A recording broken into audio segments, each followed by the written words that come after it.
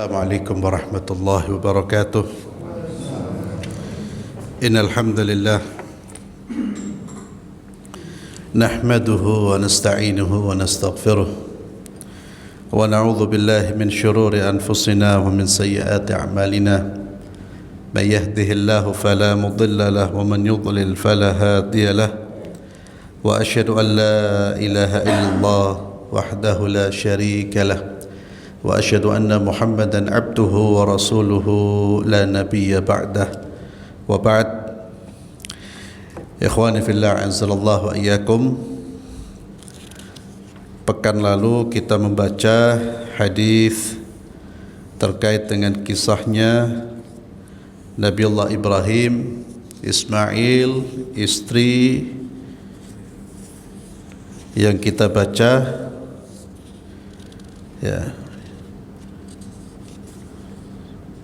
yang kita baca sampai tuntas.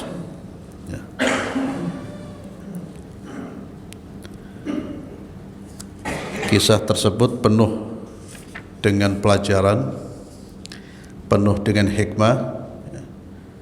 Ini merupakan kisah yang dicatat oleh Imam Al-Bukhari rahimahullahu ta'ala.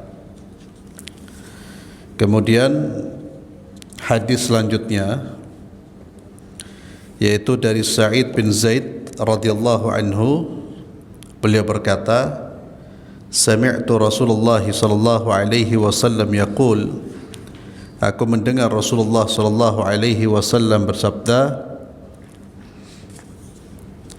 al-kam'atu minal man wa ma'uha syifa'un lil 'ain, muttafaqun alaih. Kata Sa'id bin Zaid, aku mendengar Rasulullah bersabda, al-kam'ah. Kam'ah itu diterjemahkan cendawan. Ya, nanti silakan dicari ya di pengobatan herbal atau pengobatan dari tanam-tanaman, tumbuh-tumbuhan. Nanti dilihat, silakan di browsing cendawan itu seperti apa atau apa itu. Yang kata Nabi, cendawan itu termasuk nikmat dan airnya merupakan obat bagi mata. Maksud dari hadis ini apa? Bahwa seseorang yang sakit itu dianjurkan berobat, dan Allah sudah menyediakan obat bagi penyakit kita. Dan Nabi SAW bersabda, tidaklah Allah turunkan penyakit kecuali Allah turunkan obat. Namun ketika kita berobat, kita hendaknya memilih obat yang halal. Dan obat yang terbaik itu adalah yang natural, yang alami. Itu yang terbaik, sepakat. Ya, kalau tidak dapat yang alami, yang kimiawi, tapi tetap dicari yang halal.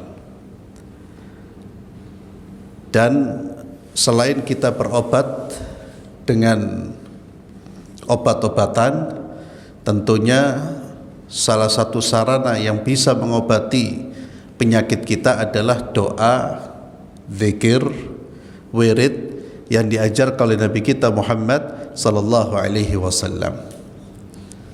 Nabi sallallahu alaihi wasallam mengajarkan beberapa doa terkait dengan penyakit yang kita alami. Dan itu sudah kita bahas terkait dengan doa-doa Nabi yang berhubungan dengan penyakit. Itu salah satu ikhtiar kita. Bahkan salah satu ikhtiar, salah satu obat yang sebetulnya punya pengaruh yang luar biasa itu adalah Al-Quran. Al-Quran dan surat Al-Fatihah itu juga bagian dari penyembuh. Disebutkan di dalam hadis yang sahih, Nabi menyebutnya sebagai ruqyah. Surat yang bisa dijadikan sarana untuk mengobati dan diterapkan,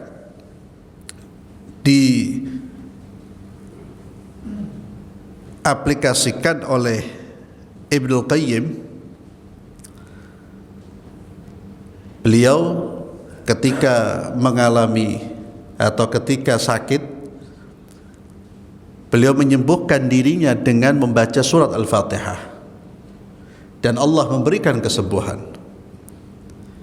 Allah memberikan kesembuhan.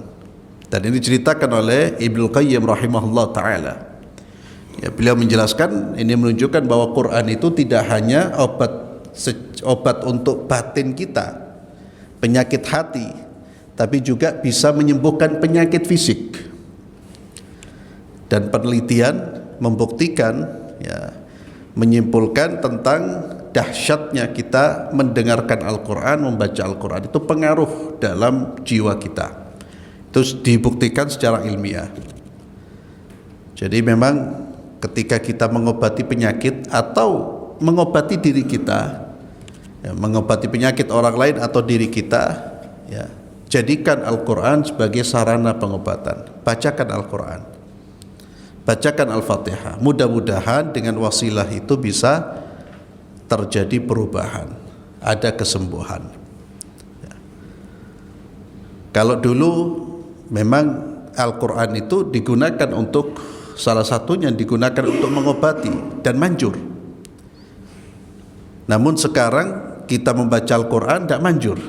Ya. Itu bukan Al-Qurannya. Daya sembuhnya Al-Quran dahsyat, tapi itu terkait dengan yang membaca kitanya.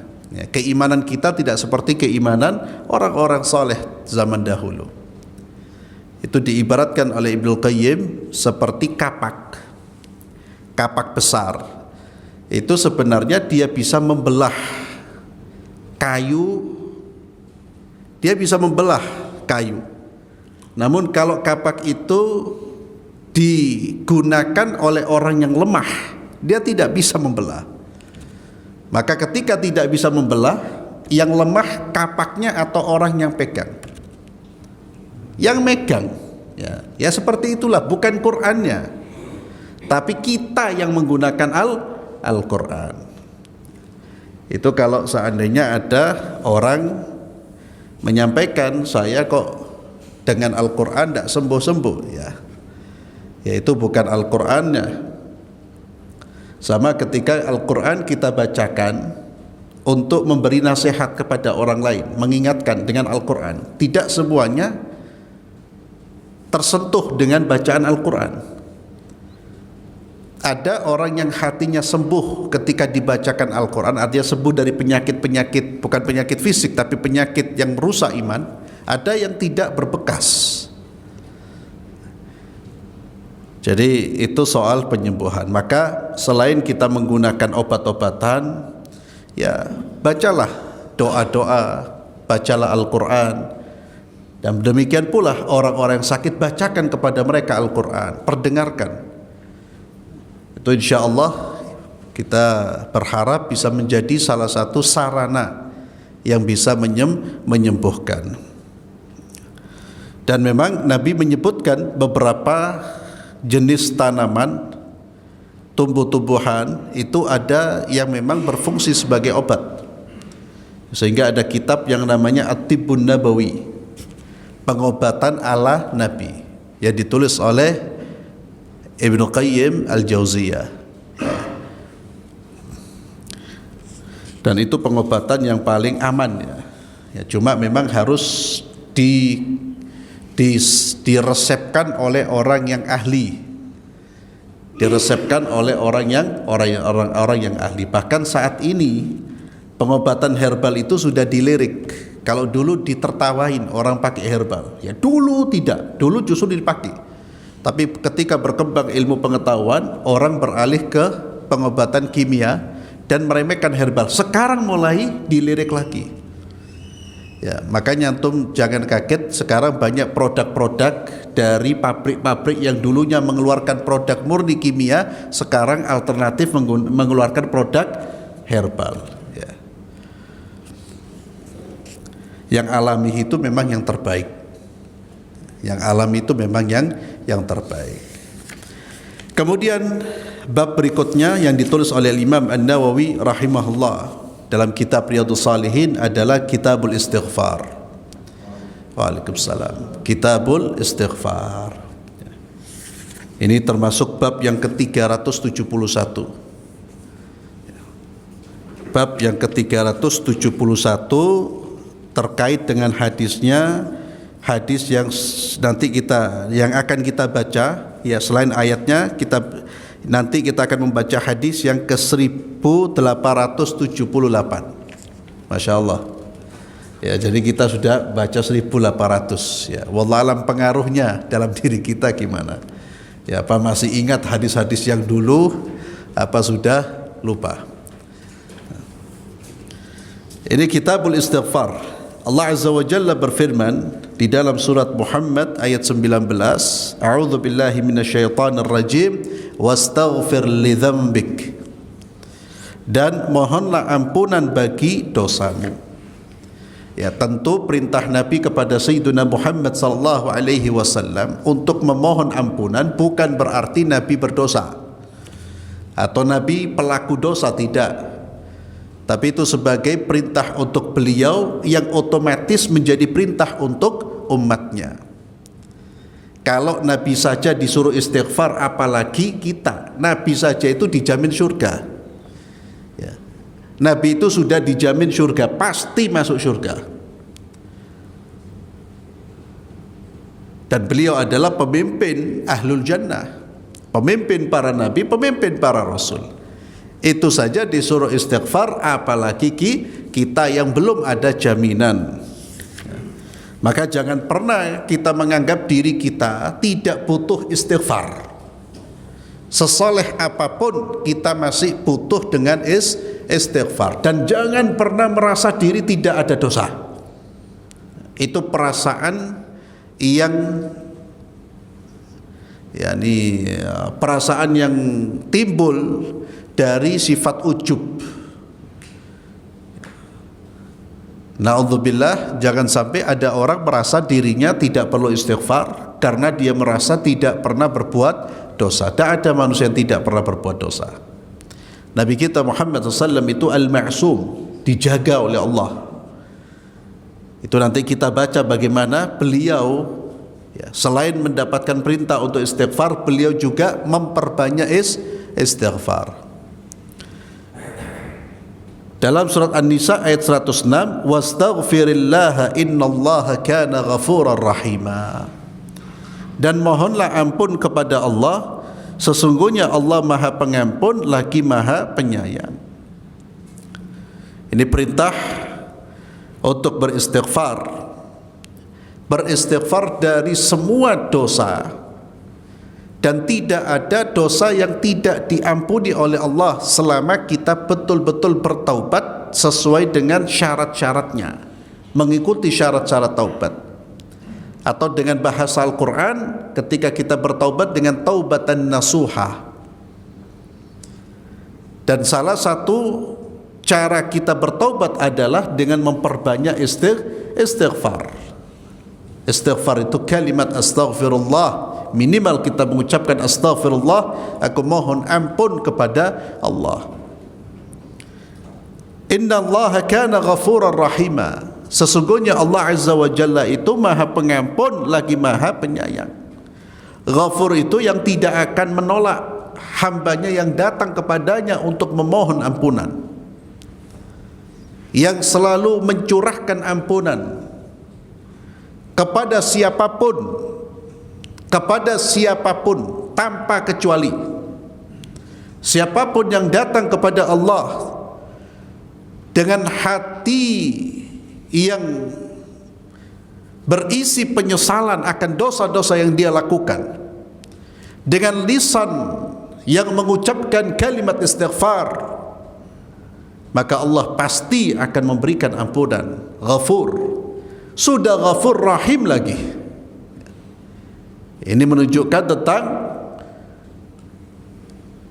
kasih sayang Allah yang maha luas, yang tidak terbatas dan buktinya adalah Allah senantiasa menerima pertaubatan, taubatnya kita sekalipun kita berulang-ulang berbuat kesalahan.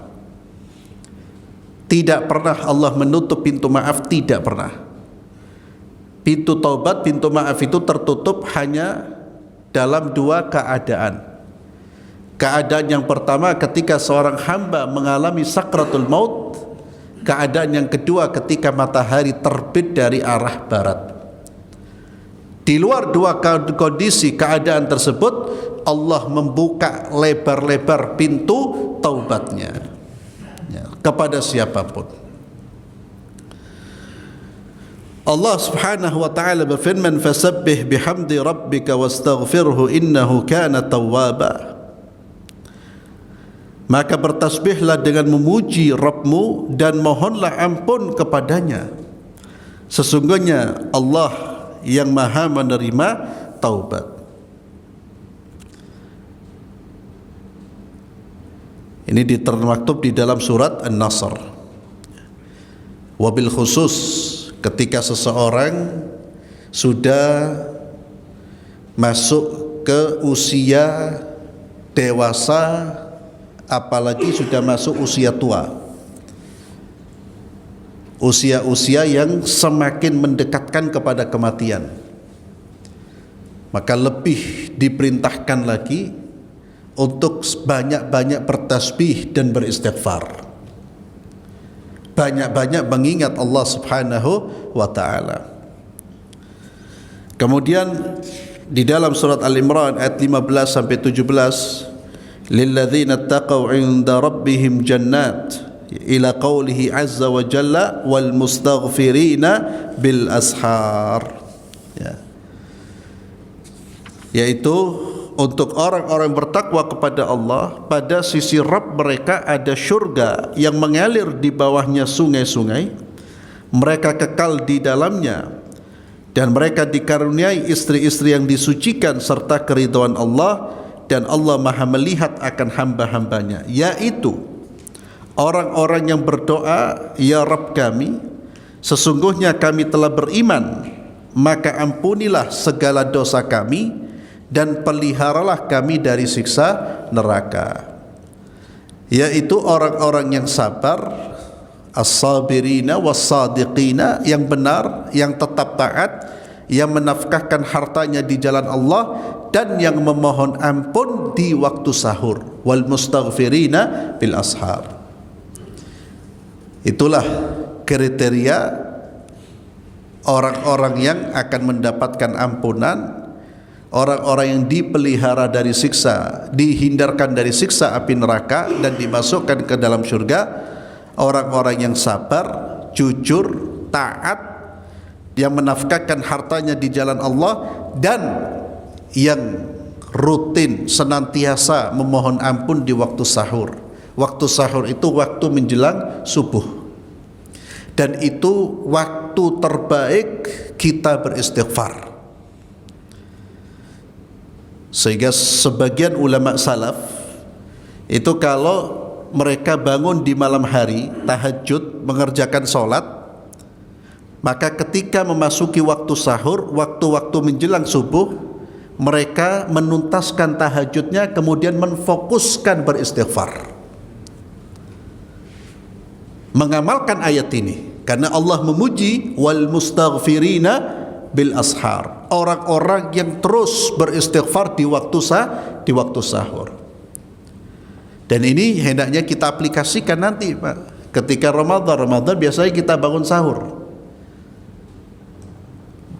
Waktu sahur itu kita gunakan selain untuk makan sahur, bangun untuk minum, gunakan untuk banyak beristighfar.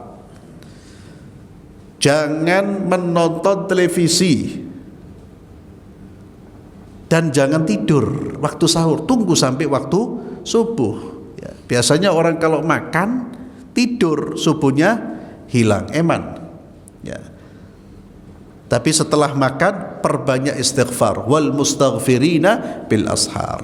Itu waktu kita berdoa, kemudian memperbanyak istighfar. Bahkan diriwayatkan Nabiullah Ya'qub alaihi salatu wassalam ketika ingin memohonkan ampunan untuk putra-putranya yang melakukan kezaliman kepada saudaranya, kepada Nabi Yusuf, Nabi Allah Ya'qub memohonkan ampunan menunggu sampai waktu sahur. Jadi waktu sahur itu waktu yang terbaik untuk doa dan beristighfar, mohon ampun kepada Allah Azza wa Jalla. Kemudian Allah berfirman, wa may ya'mal, di dalam surah An-Nisa ayat 110 Allah berfirman, wa may ya'mal su'an aw yadhlim nafsahu thumma yastaghfirillaha yajidillaha ghafurar rahima. Dan barang siapa yang mengerjakan kejahatan dan menganiaya dirinya, orang yang berbuat maksiat itu adalah orang yang sedang menganiaya dirinya, orang yang berbuat zalim kepada dirinya. Siapa yang berbuat kejahatan, berbuat dosa, menganiaya dirinya, kemudian dia beristighfar kepada Allah, niscaya ia akan mendapati Allah Maha Pengampun lagi Maha Penyayang. Yajidillaha ghafurar rahimah. Maka seorang pendosa tidak boleh berputus asa dari rahmat Allah, tidak boleh berputus asa dari mendapatkan pengampunan dari Allah. Bahkan Allah katakan, thumma yastaghfirillah yajidillah, dia segera akan mendapatkan Allah memberikan ampunan, Ghafurar Rahimah.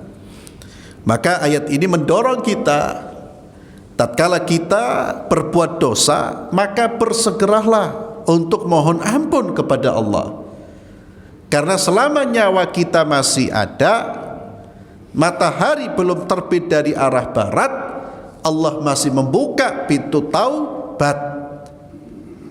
Maka segera, jangan nunggu mati seperti Fir'aun, jangan nunggu sampai pada kondisi sakratul maut seperti siapa? Fir'aun.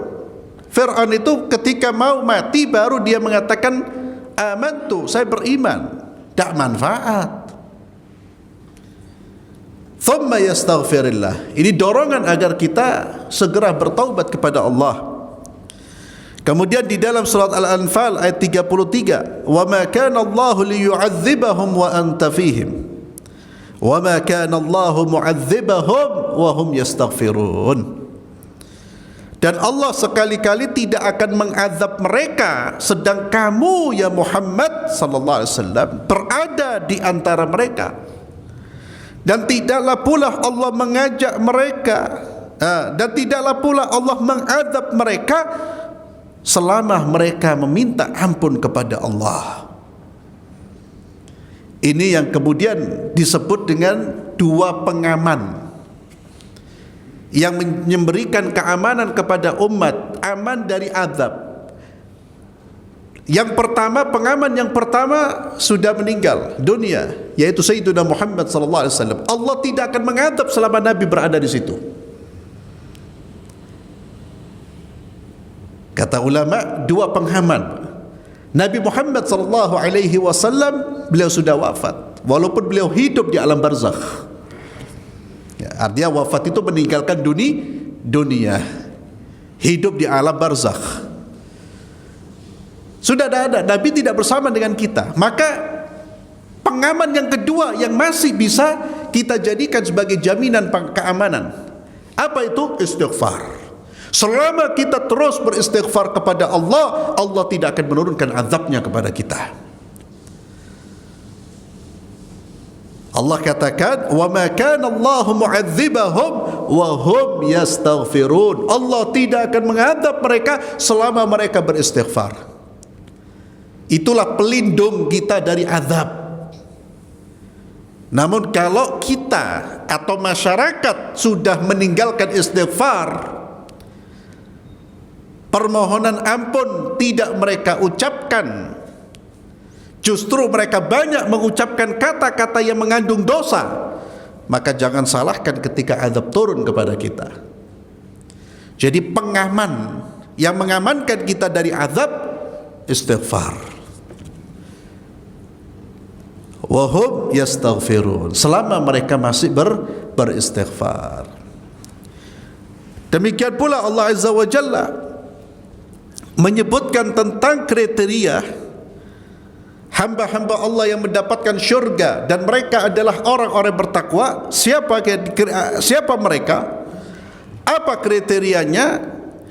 Walladzina idza fa'alu fahishatan aw zalamu anfusahum dzakarullaha fastaghfaru lidzunubihim wa may yaghfiru dzunuba illa Allah wa lam yusirru ala ma fa'alu wa hum ya'lamun.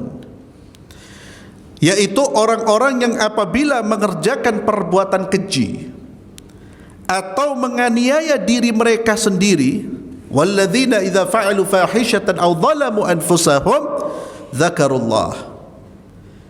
Ini berbicara tentang penghuni surga, calon penghuni surga. Ternyata Allah tidak mengatakan calon penghuni surga orang yang tidak pernah berbuat dosa, tidak. Orang-orang yang melakukan perbuatan keji, bahkan melakukan perbuatan dosa, tapi apa? Zakarullah. Ketika mereka melakukan perbuatan keji tersebut, mereka mengingat Allah. Mereka beristighfar agar dosa-dosa dibersihkan oleh Allah. Wa may yaghfiru dzunuba illa Allah. Siapa yang bisa memberi ampunan kecuali Allah Azza wa Jalla. Wa lam yusirru ala ma fa'alu. Ya. Setelah mereka beristighfar, mereka tidak meneruskan perbuatan kejinya itu. Artinya menjadi tidak bermanfaat istighfar kita kalau kita beristighfar sambil berbuat dosa. Bahkan itu termasuk istihzaan. Itu termasuk melecehkan syariat Allah, melecehkan kalimat Allah. Dan tidak lucu kita melihat maksiat sambil istighfar sambil tertawa. Hati-hati. Terkadang ada orang melihat hal yang diharamkan oleh Allah kemudian sambil beristighfar, astagfirullah, dibuat guyonan. Pernah saya sampaikan, jangan guyonan dengan ayat-ayat Allah, jangan guyonan dengan perintah-perintah Allah, jangan guyonan dengan kalimat-kalimat yang bernilai ibadah. Itu semuanya bukan bahan guyonan, bahkan bisa membawa kepada kekufuran orang yang mempermainkan ayat-ayat Allah Subhanahu wa taala. Silakan guyonan, silakan bercanda, tapi jangan bawa-bawa ayat-ayat Allah, jangan bawa-bawa kalimat-kalimat yang bernilai ibadah. Di antaranya adalah istighfar. Jangan dibuat mainan, maksiat sambil istighfar, dibuat softo, dibuat guyonan. Jadi orang-orang bertakwa itu terkadang melakukan perbuatan dosa, tapi bedanya dengan orang-orang yang tidak bertakwa, orang bertakwa itu ketika melakukan perbuatan dosa, dia segera kembali ke jalan Allah. Dia mengakui kesalahan dirinya, kelemahan dirinya, dan dia beristighfar kepada Allah, meminta ampunan kepada Allah Subhanahu wa ta'ala. Kemudian dari Aghar al-Muzani radhiyallahu an, anna Rasulullah sallallahu alaihi wasallam, Nabi kita Muhammad sallallahu alaihi wasallam bersabda, innahu la yughanu ala qalbi, sesungguhnya terkadang hatiku, ya, la yughanu ala qalbi itu ya mungkin bisa diterjemahkan terkadang hatiku terhenti dari zikir kepada Allah. Itu yaghan, yakni terhenti tidak berzikir kepada Allah, dan itu dianggap dosa oleh Nabi Muhammad sallallahu alaihi wasallam. Ya, berhenti sejenak, lupa sejenak, itu dianggap perbuatan dosa. Beliau berkata, wa inni la astaghfirullah fil yaumi mi'ata marrah, dan sesungguhnya aku beristighfar kepada Allah dalam sehari itu 100 kali. Ya. Maksudnya apa? Al-Qadhi Iyad berkata, di saat-saat kendor dan terputus dari berzikir yang semestinya dilakukan terus menerus, Dan jika beliau merasa lemah dan terputus karena ada suatu hal, yakni terputus zikir karena suatu hal, maka beliau anggap itu dosa. Maka beliau segera beristighfar untuk menutup waktu yang terlewatkan untuk beristighfar, sehingga beliau tidak terputus membaca istighfar. Itu Nabi kita Muhammad sallallahu alaihi wasallam.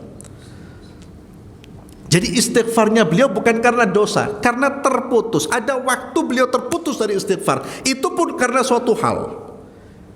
Beliau istighfarnya karena itu. Maka istighfarnya Nabi bukan karena Nabi berbuat dosa. Dan demikian orang-orang ya soleh.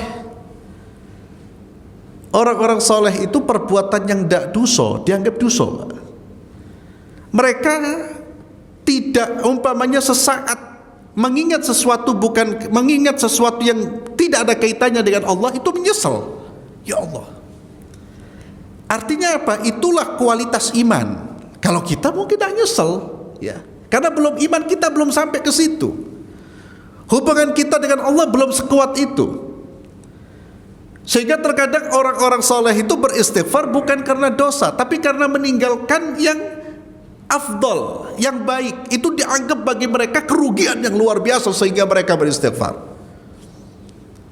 Kita terkadang berbuat dosa pun enggan beristighfar, malah tertawa guya-guyu seolah-olah sudah dijamin syurga.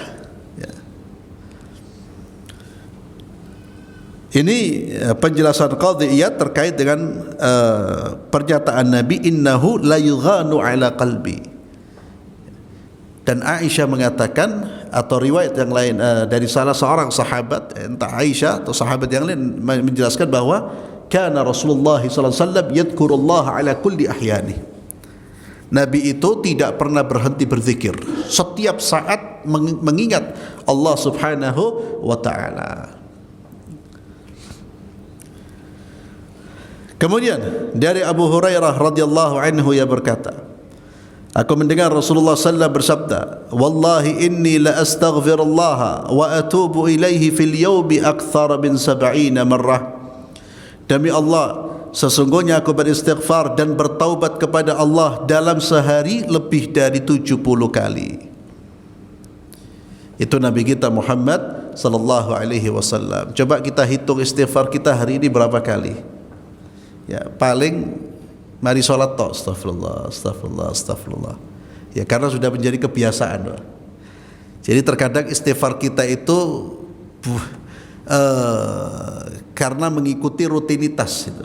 Sehingga kadang-kadang kita istighfar kepala melayang kemana-mana. Kalau Nabi istighfar itu betul-betul dari hati. Astagfirullah. Lebih dari 70 kali. Kemudian dari Abu Dzar radhiyallahu anhu, ia berkata, Rasulullah sallallahu bersabda, "Walladzi nafsi biyadihi law lam tudhnibu la dhahaba Allah ta'ala bikum wa la jaa'a biqaumin yudhnibuna fayastaghfiruna Allah ta'ala fayaghfir lahum." Rawahu Muslim. Demi zat yang jiwaku berada di tangannya, andaikan kalian tidak berdosa, kalau kalian tidak berdosa, niscaya Allah akan melenyapkan kalian, yakni mengganti kalian dengan kaum yang melakukan perbuatan dosa kemudian beristighfar kepada Allah. Artinya apa? Allah itu senang dengan hamba-hambanya yang berbuat dosa kemudian istighfar. Itu lebih disukai oleh Allah Subhanahu wa taala. Kalau seandainya tidak ada manusia berbuat dosa, diganti dengan makhluk, dengan manusia yang berbuat dosa, namun berbuat dosa segera istighfar.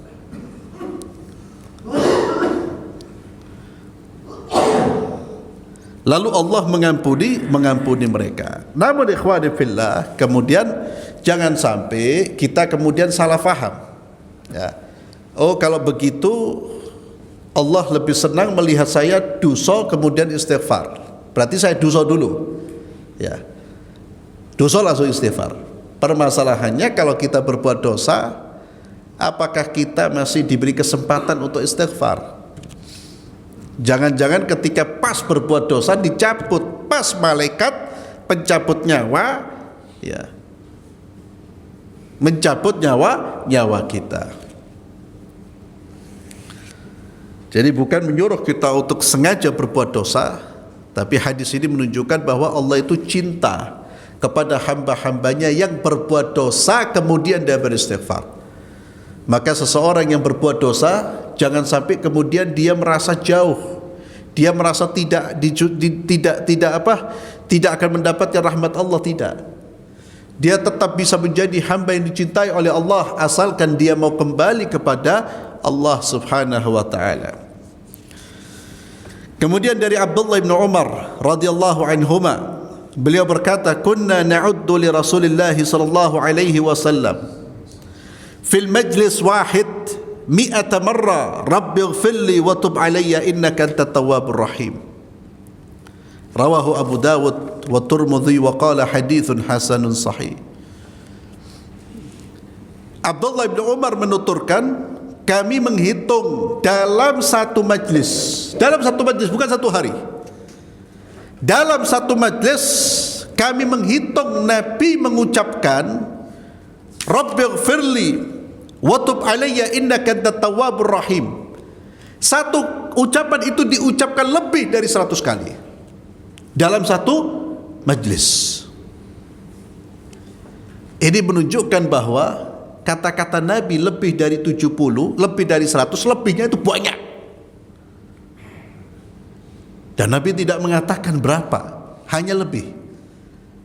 Lebihnya itu banyak. Kenapa? Abdullah bin Umar menyaksikan dalam satu majlis, saya dengar Nabi Muhammad SAW beristighfar kepada Allah, bertaubat kepada Allah dalam satu majlis lebih dari 100 kali. Bukan satu hari, satu majlis.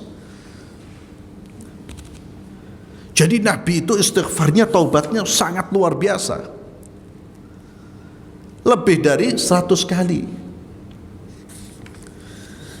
Kemudian dari Abdullah bin Abbas radhiyallahu anhuma, beliau berkata, bersabda Rasulullah sallallahu alaihi wasallam, ini keutamaan istighfar ikhwan fillah, man lazima al-istighfar ja'ala Allahu lahu min kulli dhiqin makhraja wa min kulli hammin faraja wa razaqahu min haitsu la yahtasib. Kata Nabi, barang siapa yang selalu beristighfar, lazim itu selalu beristighfar, melazimi, membiasakan lisannya beristighfar. Dan istighfar yang benar adalah lisan dan juga hati beristighfar. Siapa yang melazimi istighfar, maka Allah Subhanahu wa ta'ala akan menjadikan untuknya jalan keluar dari setiap kesulitan. Ja'alallahu min kulli dhiqin makhraja. Allah jadikan jalan keluar dari setiap kesulitan yang dia hadapi. Wa min kulli hammin faraja. Dan Allah akan berikan kemudahan bagi kesulitan yang dia, kesusahan yang dia hadapi. Warzaqahullah bin haitsu la yahtasib. Allah akan memberikan rezeki dari arah yang tidak dia duga dengan istighfar. Ini jadi petunjuk bagi kita. Ketika kita punya banyak masalah, perbanyak istighfar, perbanyak curhat kepada Allah. Jangan banyak curhat kepada manusia tak iso ngasih apa-apa. Dan sekarang banyak orang yang juga punya masalah. Kita terkadang curhat kepada orang yang masalahnya lebih banyak dari kita, dan akhirnya tidak bisa memberikan solusi, justru menambah beban. Apalagi kalau kita salah curhat kepada orang yang senang dengan penderitaan kita. Curhat kepada Allah, perbanyak istighfar. Allah akan mengilhamkan, memberikan jalan keluar. Dan di sini faedah keutamaan istighfar itu hampir sama dengan keutamaan takwa. Wa man yattaqillaha yaj'al lahu makhraja wa yarzuqhu min haitsu la yahtasib. Siapa yang bertakwa kepada Allah, Allah akan berikan jalan keluar. Allah akan tunjukkan jalan keluar dan berikan rezeki dari arah yang tidak dia duga. Ini janji Allah, dan Allah tidak berjanji, ya, siapa yang bertakwa atau beristighfar maka tidak ada kesulitan. Perhatikan janjinya, siapa yang bertakwa di dalam ayat tadi dan di dalam hadis ini, siapa yang beristighfar, Allah akan berikan jalan keluar dari kesulitannya. Artinya apa? Setiap manusia sesoleh apapun pasti ada ujian, pasti dia akan menghadapi kesulitan. Maka jangan pernah kemudian kita menganggap kalau kita ini sudah dekat dengan Allah, takwa kepada Allah, lalu tidak ada ujian, ya. Karena ada orang yang salah faham. Ustadz, saya ini sudah banyak istighfar, saya sudah taat kepada Allah, saya sholat malam, kok terus diuji sama Allah. Keliru. Dia menganggap bahwa orang kalau sudah taat, banyak istighfar, kemudian tidak ada ujian. Tidak ada. Karena hakikat dunia ini tempat ujian. Allah Azza wa Jalla dengan tegas mengatakan liyabluwakum ayyukum ahsanu amala. Dan Allah sebutkan dalam surah Al-Baqarah pun demikian. Jadi bukan tidak ada ujian, tapi Allah akan menyelesaikan ujian kita, memberikan jalan keluar, dan Allah pasti akan memberikan rezeki dari arah yang tidak kita ketahui. Wallahu a'lam bissawab. Insyaallah kita lanjutkan pada pertemuan berikutnya. Kita akhiri dengan doa kafaratul majlis. Subhanakallahumma bihamdik asyhadu an la ilaha illa anta astaghfiruka wa atubu ilaik. Assalamualaikum warahmatullahi wabarakatuh.